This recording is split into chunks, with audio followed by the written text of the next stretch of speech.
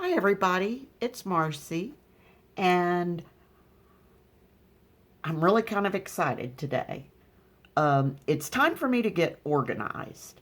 I don't know about you, I've been junk journaling for a little over a year now, and I love getting all sorts of pretty die cut things and labels and stuff like that, but that's my organization, and it's just not doing it for me. And I've seen lots of ephemera folios where I have a problem, and I've made a couple. This one where I've stitched the pockets in. And I've run into this same thing with my junk journals. These pockets that are either stitched or glued on three sides, they're tight. Well, my problem with that in an ephemera folio is especially for small items. Of course, I could make the pockets really shallow, but my ephemera isn't all the same size. Anyway, I'm putting a lot of wear and tear on these, see, a lot of wear and tear on these seams. And so it holds true whether you glue them or you sew them or you do both. And that just isn't quite working for me. But I think I have finally come up with something that will work for me, and hopefully it'll work for you too. So I'm going to show you what I do. The basics of the folio are inspired by Ephemera, and I will link her YouTube channel below. She made a great ephemera folio, and I'm gonna, like I said, the basics of it, I'm gonna follow her tutorial. So I'm going to be using 2 file folders to begin with. And I'm going to first cut them down. I've got to pull out my great big cutter because I'm using heavyweight manila folders. That's what I've got.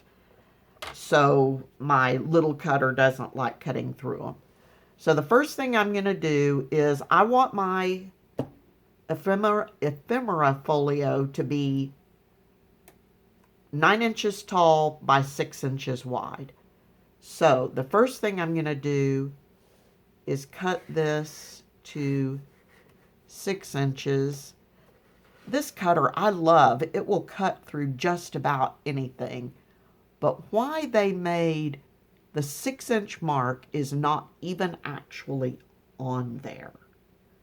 Because you go 6 1/4, that would be 3/16, 2/16, yeah. So the 6-inch mark is somewhere in this clear mark. So I mark my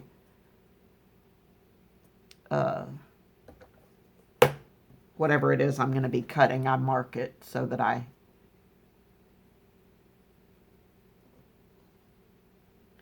can get a good 6-inch cut. Okay.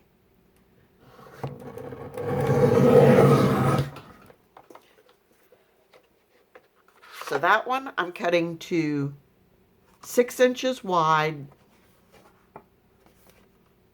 on cutting off the tab edge, the open edge of the folder. This one I'm not going to do anything to the bottom. I'll take care of that in a minute. This one is going to be my inside page. So I'm going to cut it to just under 6 inches. Basically, I'm going to line it up to 6 inches and then scoot it back a little further so that I don't get page creep.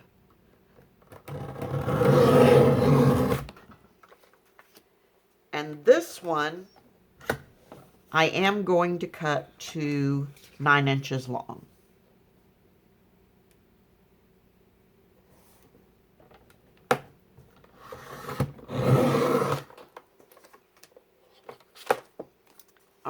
So I've got that ready. And that's all I need from you right now. Okay. Now I'm going to pull out my scoreboard. And I'm going to take the one that I did not cut shorter and put it in my scoreboard. And I'm going to score it at 9 inches. Basically, I'm making 2 pockets. The folder, the file folder itself is about 11 and a half or 11 3/4 inches long. So I'm making 2 1/2, 2 3/4 inch pocket. All right. That's all I need from that. Scored that the wrong way, but that's okay. So I'm going to fold that up. And where'd my bone folder go? Here, little bone folder. I know you're here. Here, little bone folder. Wonder if I took it in the other end. All right. Makeshift bone folder.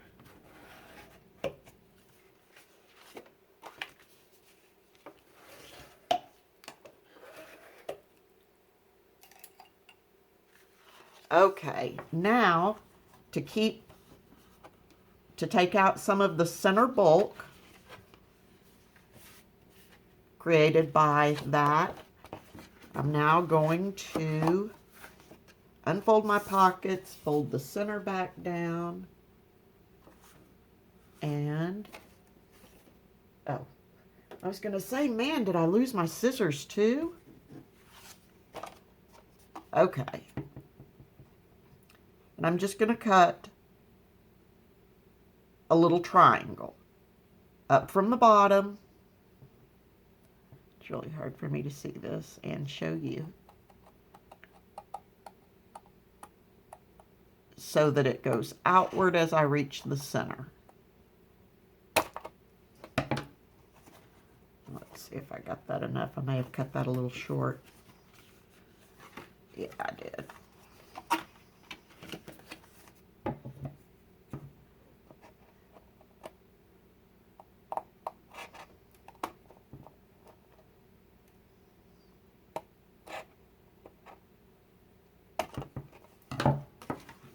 All right, that'll work. Okay. So now I don't get that bulk anymore.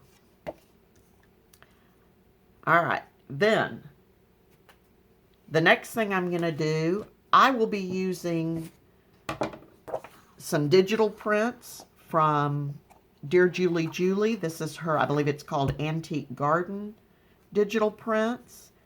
And so the next thing I will do is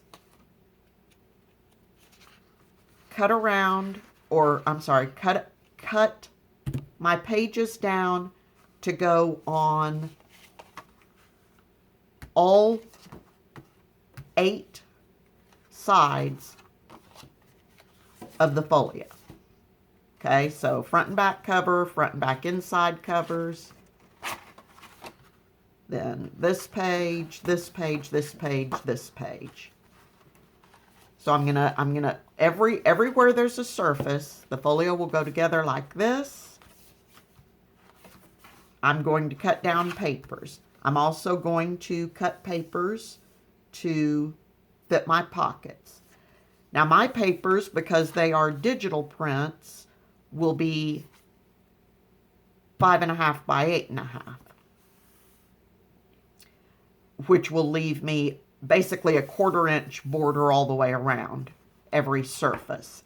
If you use like 12 by 12 scrapbook paper, you could cut it to however you want.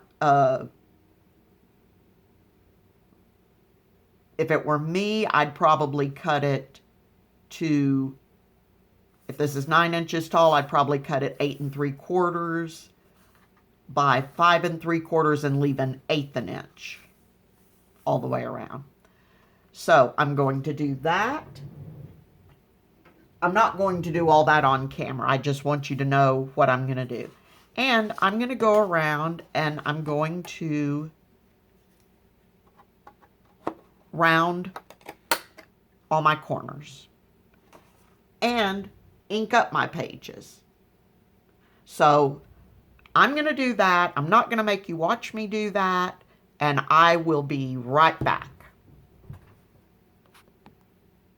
Okay, I'm back, and I've got the papers I will need all cut down and inked up.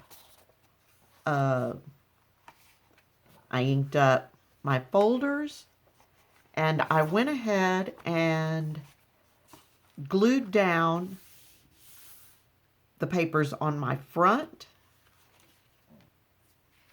and on my 2 pockets and on the back. I've not glued my pockets yet, and that's all of that I'm going to do for now. That's all I'm going to do with the papers for right now. The next thing I'm going to do is make my pockets. Now what I'm going to use to make my pockets is this deli paper that I've got. You can use whatever you want to make your pockets. I will be sewing mine. If you're sewing yours, you can use deli paper, you can use parchment paper, you can use acetate, pretty much anything you want to. If you're going to glue them only, I would not recommend the deli paper or the parchment paper or the acetate. I would use either scrapbook paper or a vellum. So the deli paper that I've got, it's waxy on one side and papery on the other. So I'm going to fold mine in half. These sheets that I'm using are 6 by 10 3/4 inches. So I'm going to fold mine so that the papery side is on the outside.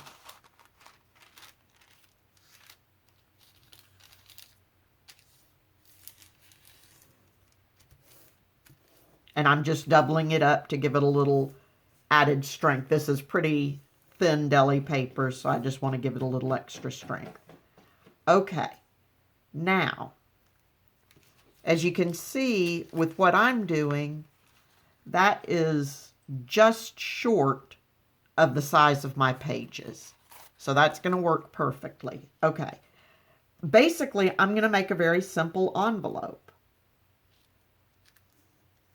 I don't know if I mentioned it. This ephemera folder I plan to use for smalls, like stamps, labels, pretty small things. So I don't need huge pockets. All right, so now I'm folding it up.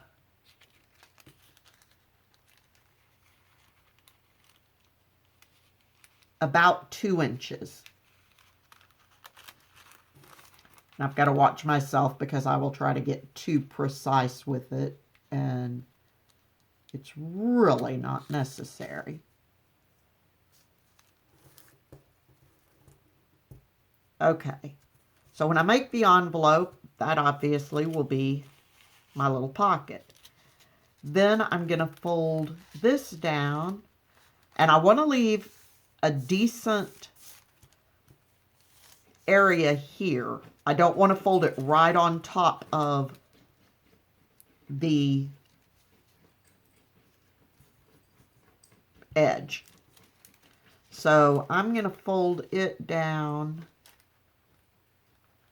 to about,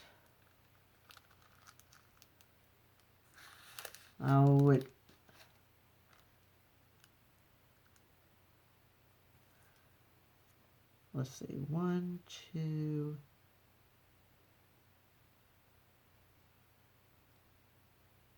2.5.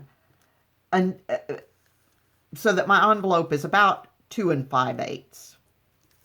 Again, it's up to you. That's just about the size I want for what I'm going to do. Okay. Then what we'll do is the pages in our book, the inside pages will end up having 3 of these. This page where we've got the pocket, I'm only planning to put 1. You could probably pretty easily fit 2. I think I'm going to do just 1 because I am going to leave these pockets to potentially hold some larger items. So then what I'm going to do, so by that calculation, I will need 14 of these little envelopes. And then what I'm going to do is sew around the edges. So I will sew all the way, well, actually that's not true. I'm not going to sew the bottom edge. I will start here, sew up, around, and back down over here.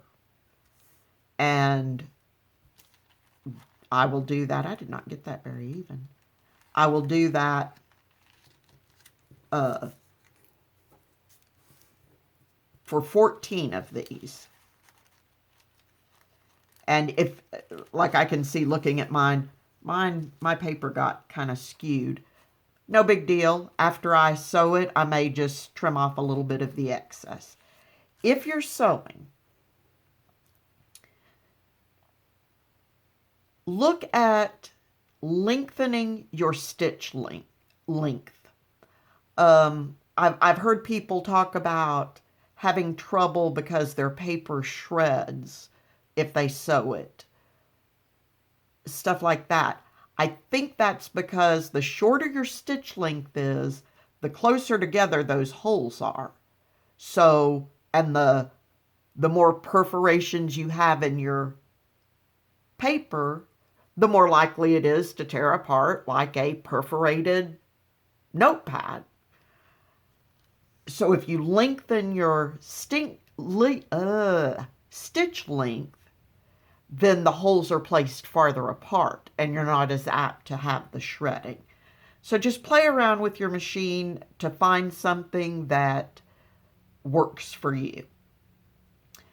So really, it's as simple as that. And I'm going to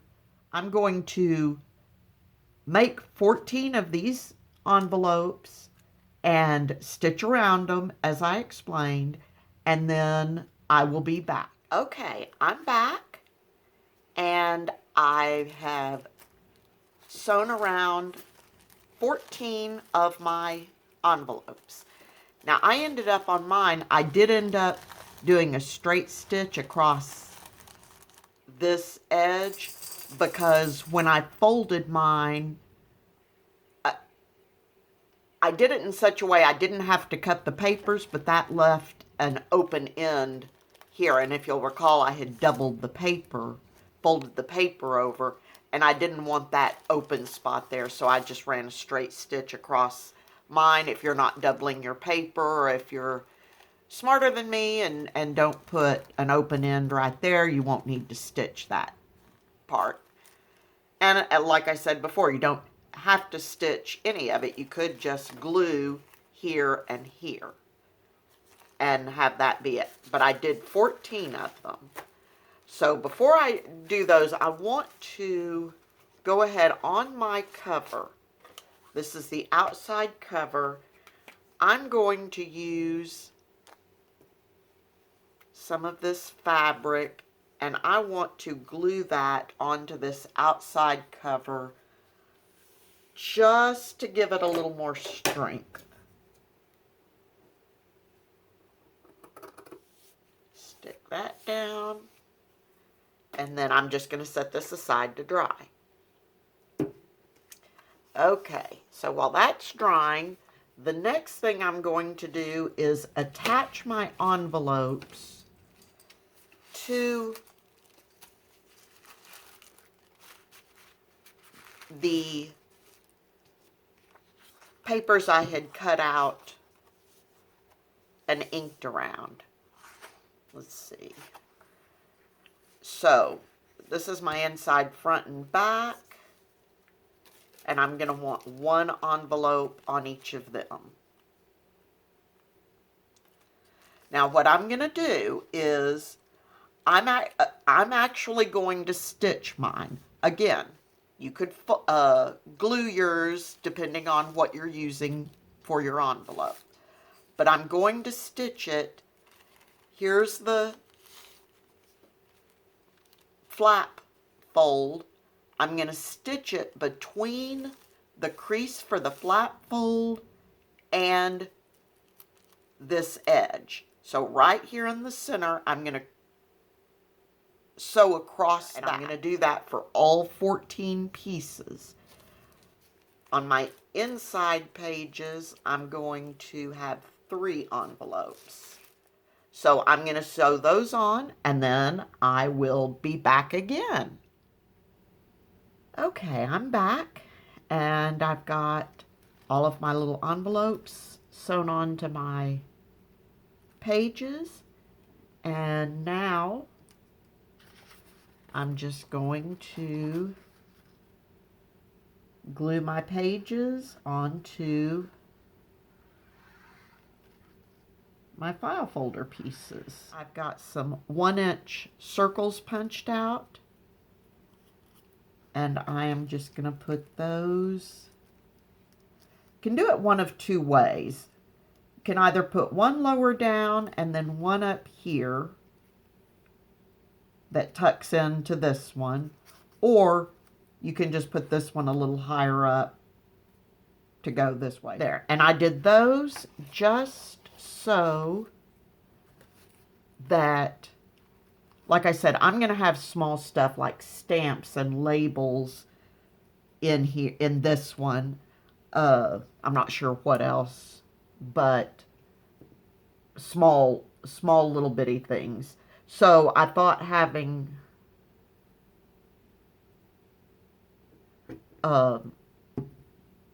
some sort of little closure on the envelope would be good so they don't go flying around.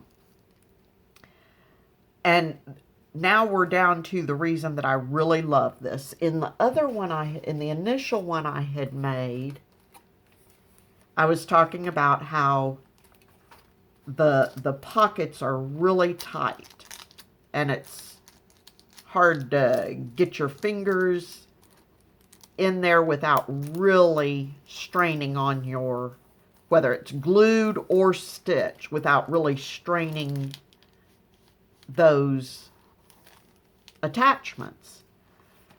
With this one, the way I did it, that's free. So if I open this up to reach in and grab something, I've got a lot more movement without straining my seams. And I love that. So I think I'm going to love this idea. So then here we are. Everything has. So now it is time to bind our portfolio. And what I did, I don't know if you can see it or not, but I did a mark in the center and then 2.5 inches to the bottom and 2.5 inches from the center toward the top. And I'm just going to do a simple 3-hole pamphlet stitch, and then that's it. You've got your new ephemera folio. Okay, everybody, I had to come back and put a quick ending on this video. Since I finished the video, I did add a wraparound closure to my ephemera folio, and I've started putting stuff in it, and I absolutely love it. Okay, so far, basically everything I've got is labels of one sort or another, and it just, I can reach in, I can easily grab them, flip through, figure out what I want, and